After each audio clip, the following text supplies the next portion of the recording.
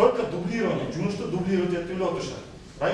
Баш мыйзамдын сунушталып жаткан долбоору коомдук талкууга чыккандан тарта эл арасында кызуу талкуулар жүрүүдө. Сунуш пикирлерин айтып кошумча киргизем дегендер дагы бар. Ош шаарында бул алкакта Таза Кыргызстан жаштар форуму өттү.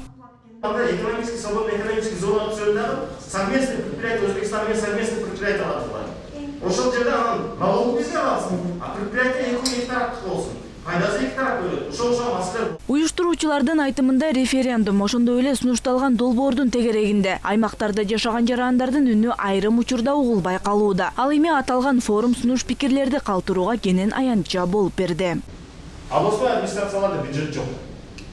Только дублирование, жумушту дублировать этип отурушат.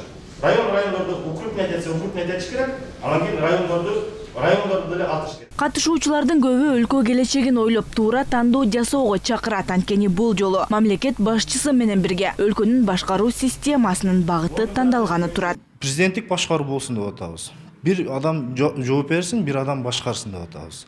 Эмнеге дегенде мына парламент кылган иштерин көрдүк. Очойгон карыздарды алды. Эски конституция боюнча жазылып турат. Депутат берген добушуна жооп бербейт деп. Анда ким жооп берет?